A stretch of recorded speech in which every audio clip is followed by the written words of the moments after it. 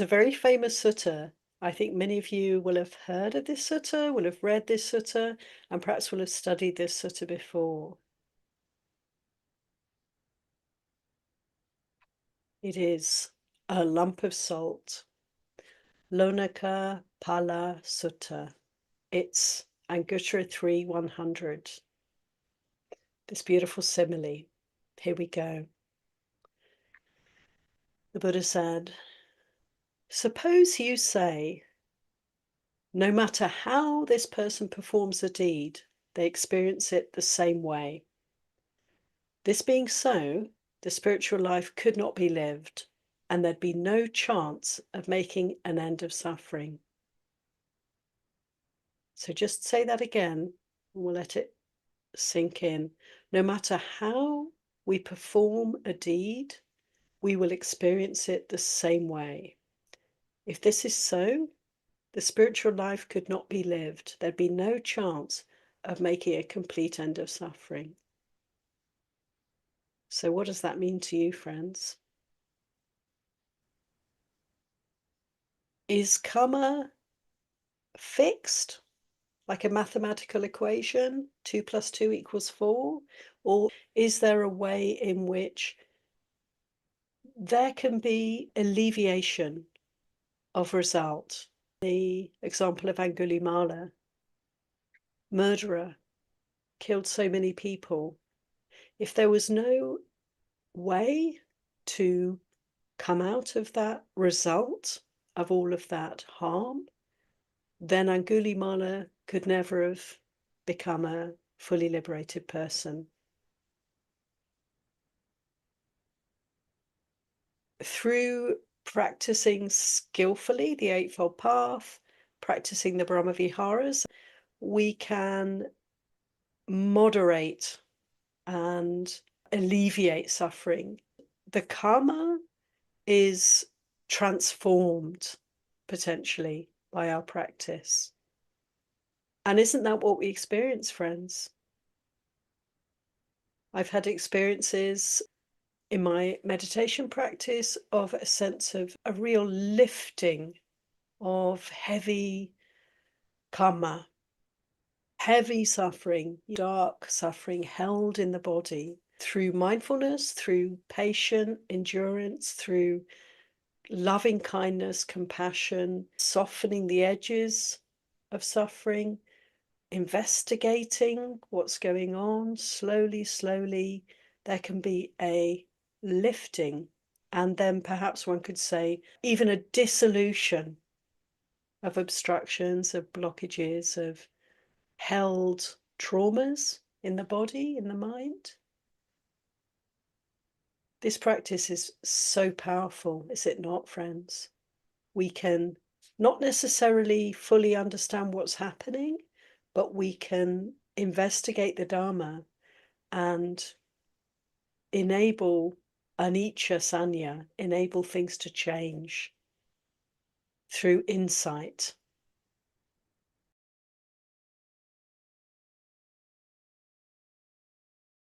It's really good to look at different translations because, yeah, if we don't know Pali, which I absolutely recommend learning Pali because that gives so much more depth to these teachings. But if we don't know Pali, it's good to look at a number of translations because it just gives so much more dimensionality to it, so much more depth. And also the practitioner's perspective. That is what these suttas are pointing to, the transformative capability that we have as practitioners, whether monastic or lay. If we're practicing really seriously, we have that heart of renunciation and we're working to come out of the past conditioning, to let go of karma, to free up from all of the greed, hatred and delusion that might be here for us, that we're facing. So facing dukkha, and then the result of that is so inspiring. And let's go back to this sutta and see where it's going to take us. So this statement, no matter how a person performs a deed, they experience it in the same way. Is that true or not? No, it's not true. It so depends on how we live and what our present intentionality is, what our practice is. If it was so, if karma was fixed and the results were fixed, we would not be able to live the spiritual life. There'd be no chance of making a complete end of suffering. We would just keep rolling along. The wheel of samsara would just keep rolling. There would be no way for us to turn things around. To continue the sutta. Suppose you say, no matter how this person performs a deed, they experience the result as it should be experienced. This being so, the spiritual life can be lived, and there is a chance of making a complete end of suffering.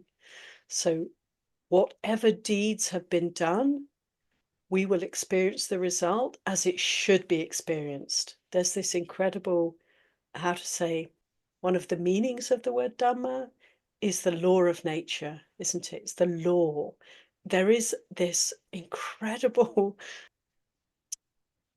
beauty. There's an incredible justice, we could say, in the situation that we find ourselves in. If we incline our hearts to freedom, to the good, we follow the Eightfold Path, then there will be results that will be good results for us. And even if we have an accumulation of unwholesome karma from the past, the fruits of that karma will be altered by our practice. According to the way we practice, so will be the result. There is hope in that sense. There is the possibility for liberation because of this, because there is this flexibility. It's the other way round. Just to come back to the sutta, let's look at these two statements again. First of all, no matter how we perform a deed, we'll experience it the same way.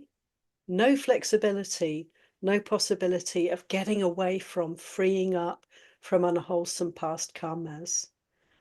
This, fortunately, is not the way it is. The way it is, the Dhamma, is this.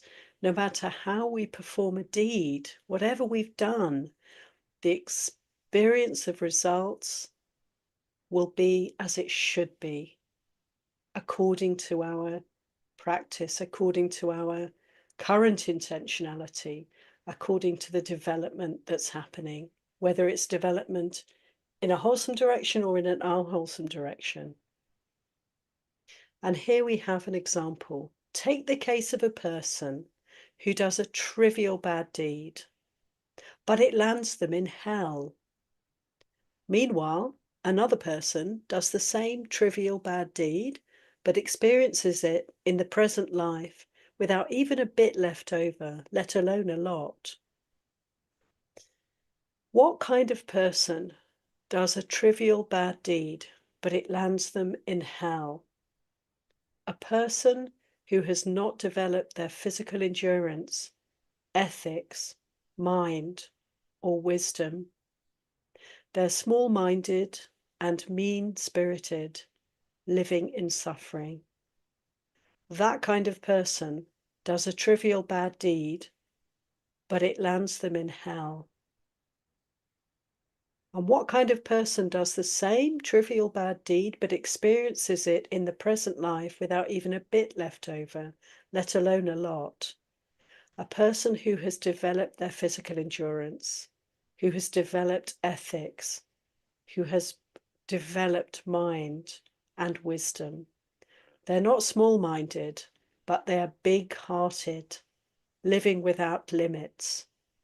That kind of person does the same trivial bad deed, but experiences it straight away or soon after, the vipaka, the result, without anything left over, not a trace. It's finished, it's gone, it's over. No unfinished business. That's beautifully put for us. The two extremes, the two ends of the spectrum, but from this we can glean how it is.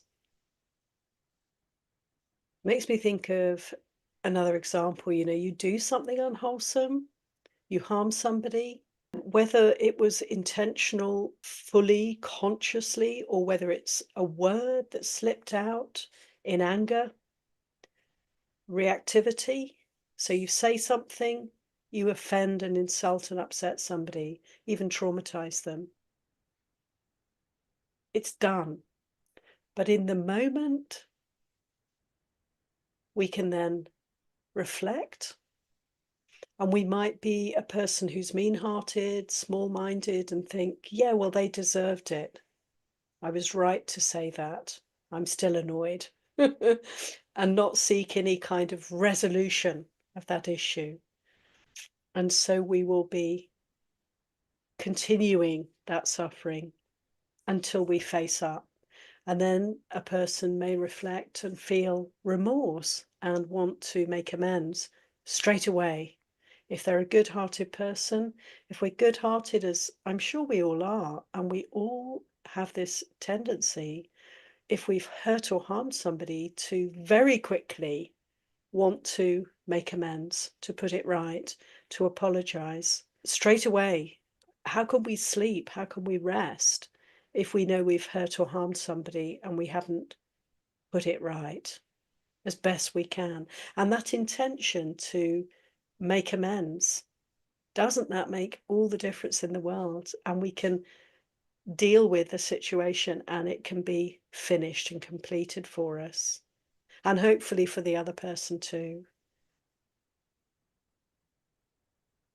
We have all the resources as practitioners to work in all different ways to alleviate the suffering, to finish our business, don't we? We can consider straight away the power of loving kindness, compassion, equanimity, to bring those to mind, to bring them into the heart at such a time. And the behavior, speech, thoughts will be colored by our skillful practice, and we'll do the right thing. We hardly even have to consider what to do, but rather to feel the remorse, to bring up the good qualities and allow the right things to happen, to heal and to move forward, to let go of the suffering. This word papa is often translated as evil. Many times we have this discussion, is there such a thing as evil in Buddhism? Not really, because the source of all unwholesome deeds is actually ignorance, confusion. I mean, who in their right mind would harm themselves? When we do a harmful deed or have harmful thoughts or harmful speech towards others, first and foremost, we're harming ourselves. And so we have to be kind of crazy to do that. It's not that people are evil as such, it's more like deeply confused. And I feel this can help with the mind that sees so much unwholesomeness around us and feels, well, it's very difficult to forgive, to feel compassion, to feel loving kindness for such people, for such deeds. And yet, if we consider how confused these beings must be, because who would want to harm themselves to such a degree to produce the fruits that they're going to reap in later lives, if not this life? Who would want that for themselves?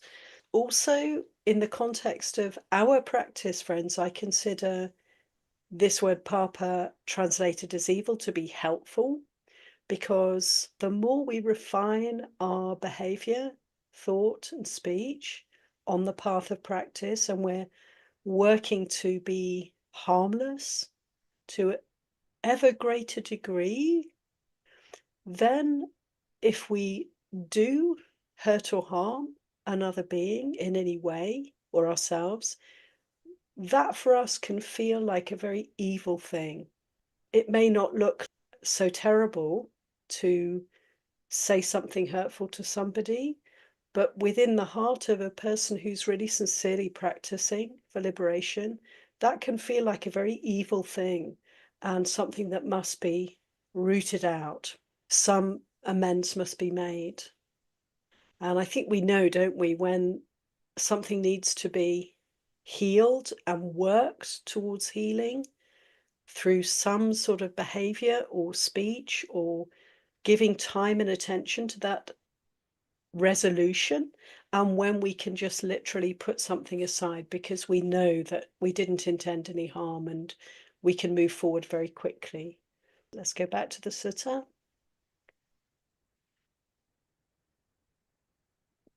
So there we are. A person does some trivial bad deed, and depending upon the state of mind, the practice, the situation of that person in terms of their physical endurance, their ethics, their mental development and wisdom, the result will be in accord with that.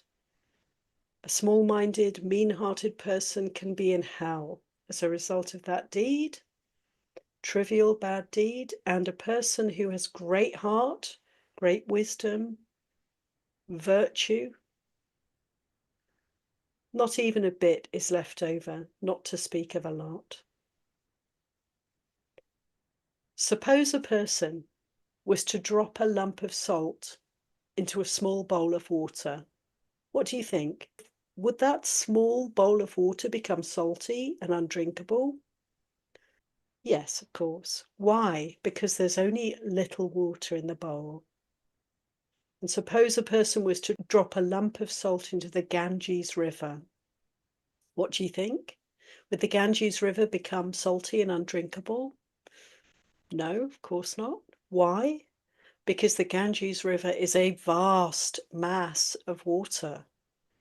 That is how it is in the case of a person who does a trivial bad deed, but it lands them in hell. The little cup of water becomes very salty. Meanwhile, another person does the same trivial bad deed. Salt in the Ganges, spoonful of salt in the river. It's gone. Not even a bit left over, not to speak of a lot. And here we have another simile, friends. Take the case of a person who's thrown in jail for stealing half a dollar or $100, while another person isn't thrown in jail for stealing half a dollar or $100. What kind of person is thrown in jail for stealing half a dollar? A person who is poor, with few possessions and little wealth. That kind of person gets thrown in jail for stealing even half a dollar. What kind of person isn't thrown in jail for stealing even $100? A person who is rich, affluent, and wealthy. Now, that kind of person isn't thrown in jail even for stealing $100 or more. This is how it is in the case of a person who does a trivial bad deed but goes to hell, as in the case of the poor person who steals a little bit. Meanwhile, another person does the same trivial bad deed but experiences it in the present life with not even a bit left over, not to speak of a lot. The rich person who steals can move on quite happily, free to continue. It's like a sheep dealer or a butcher. They can execute, jail, fine, or otherwise punish one person who steals from them, but not another. What kind of person can they punish? A person who's poor, with few possessions and little wealth. This kind of person they can punish. What kind of person can't they punish? A ruler or their minister who's rich, affluent, and wealthy. This kind of person they can't punish. In fact, all they can do is raise their joined palms and ask, "Please, good sir, give me my sheep or pay me for it." This is how it is in the case of a person who does a trivial bad deed, but it lands them in hell. If you're poor, you can't get away with much. If you're rich, you can get away with a lot. Not that you would want to do harmful things, unwholesome things, but if you do, there's a alleviation, there's a watering down. They are dissolved so much more quickly if you have a great heart as opposed to a small, mean heart. Mendicants, friends, suppose you say, no matter how this person performs a deed, they experience it the same way. This being so, the spiritual life could not be lived. But if you say, no matter how a person performs a deed, they will experience the result as it should be experienced.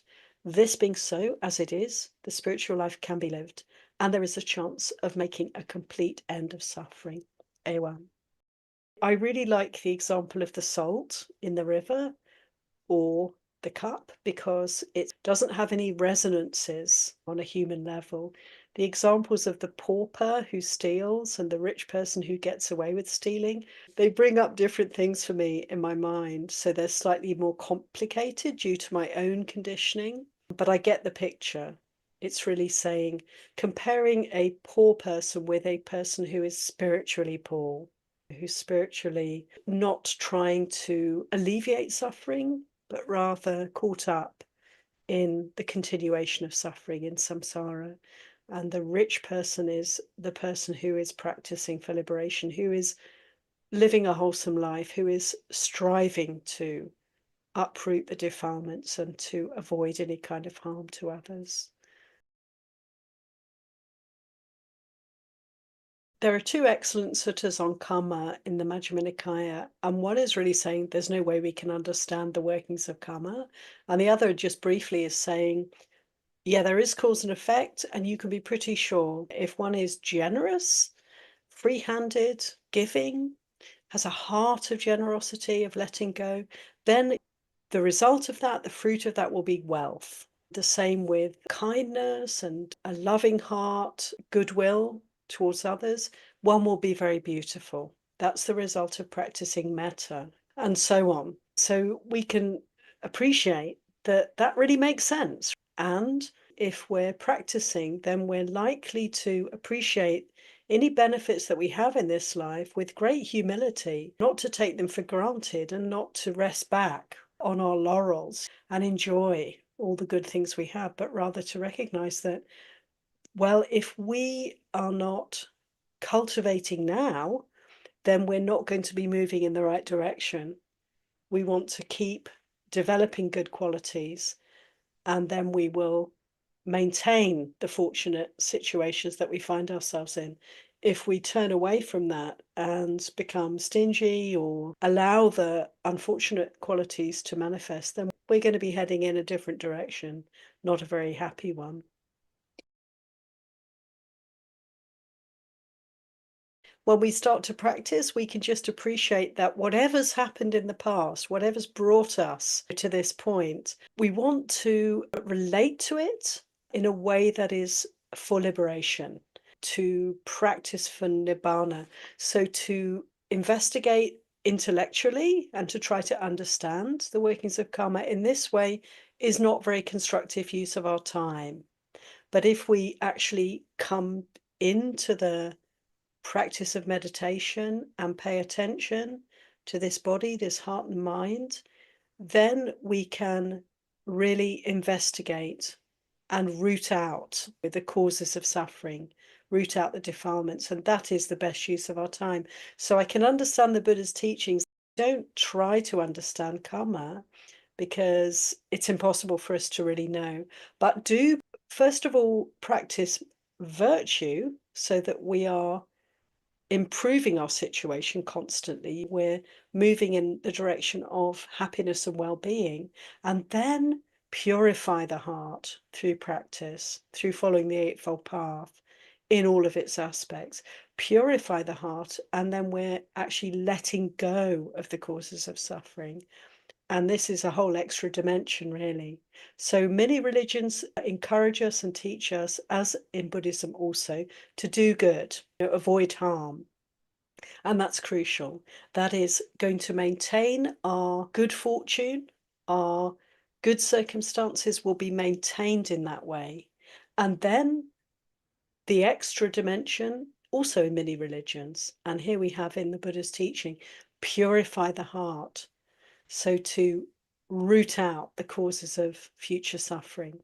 Our aim is not to go up in terms of better birth, better rebirth, heavenly rebirth, angelic rebirth.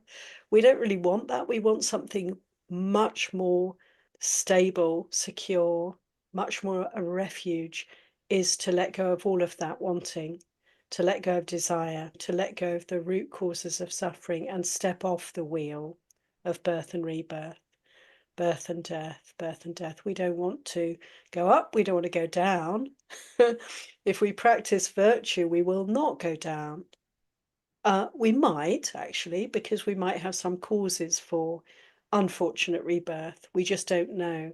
But we're helping ourselves if we practice virtue. But a lot more importantly, we want to develop path and incline always the heart toward Nibbana, to letting go, to seeing the desire and not following it, to stepping back from all of that suffering, to stepping off the wheel of suffering. Practice for liberation. Do good, avoid harm, and purify the heart. And I think for most of us, that purifying of the heart requires a meditation practice. And really develop the samadhi, the mindfulness, the right effort, these aspects of path, and to really put a lot of energy into that and to make time for that. There's nothing more important, really. Everything else is lost. This is our salvation. This is our redemption. And so to give as much time and effort as we can to developing right samadhi, right mindfulness, right effort. What an encouragement these two suttas are. First sutta, to remember to bring in loving kindness, bring in compassion, joy, gratitude is part of that. Bring in appreciation, bring in peace, bring in equanimity. Let's bring them into our practice, because we can appreciate from these teachings the power of these qualities and how we can develop these qualities. Allow ourselves to have a smooth course, to be able to work through dukkha, to face up to the suffering here and find ways to soften, these ways of softening and alleviating suffering.